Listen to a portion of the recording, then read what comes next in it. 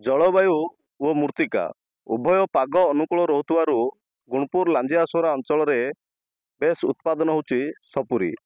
यह सपुरी प्रोत्साहन अभाव आर्थिक सच्छल हो पारनांती लांजियासोरा। कौन रही लांजियासोरा वास्तव चित्र आसंतु देखिबा एही रिपोर्ट।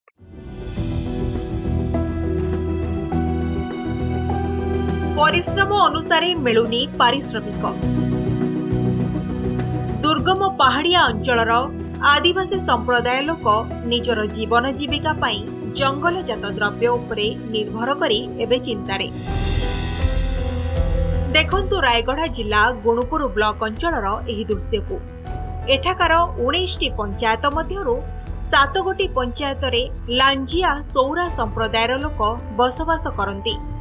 जीवन जीविका निर्वाह पाई डंगर पहाड़ पर्वत उपरे निर्भर करिथांती। एठाकार जलवायु सपुरी उत्पादन पाई बेस अनुकूल थिबारु एबे प्रचुर परिमाण रे सपुरी उत्पादन हेउछि। हेले उत्पादित सपुरीर अभावी बिक्री पाई साग माछ दर रे बिक्री करुछंती चाषी। सपुरी गोटाकू 5 टंकारु 7 टंका दर रे बिक्री हेउछि। बेपारी माने चाषींक ठारू अति कम दर रे सपुरी किणी नै जाउथबा नै अभियोग होइछि।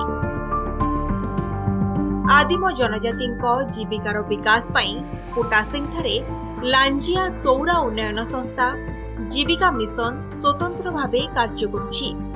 चाषींक प्रोत्साहन मध्य दिया जाउछि।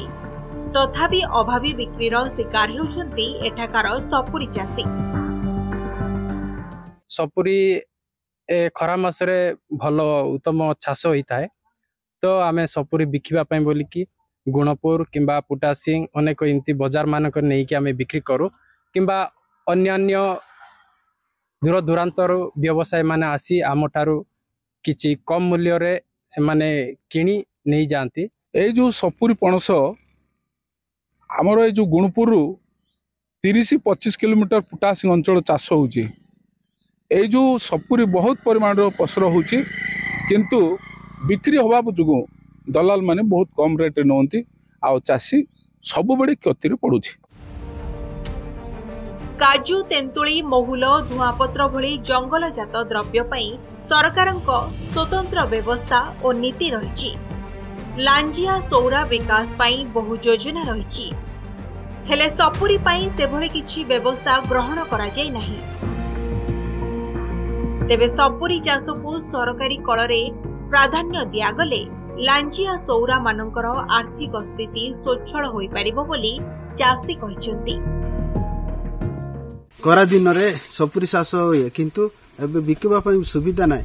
गाड़ी दरे कि एमती गुणपुर नै कि आउ बिकुछु पुटासिंग बिकुछु किंतु बाहर लोक आसी कि किणुचंती। सेता पई बोली कि आउ सरकार हमर पई गोटे व्यवस्था करी कि जदि हमको सुविधा करतिले हमको भल होइतांदा। चाष उपरे आमे निर्भर करूछु।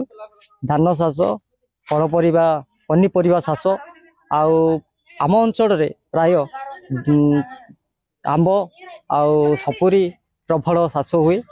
जेतेबेले करा दिन सपुरी बाहरिबो पाचिला बेले पाचिले गुणपुर टिके टिके नै बिक्री करछु आउ के व्यापारी आसिले अल्प अल्प किछि बिक्री करछु। दुर्गम लांजियासोरा अंचल रे लांजियासोरा विकास पई रहिछि स्वतंत्र उन्नयन परिषद।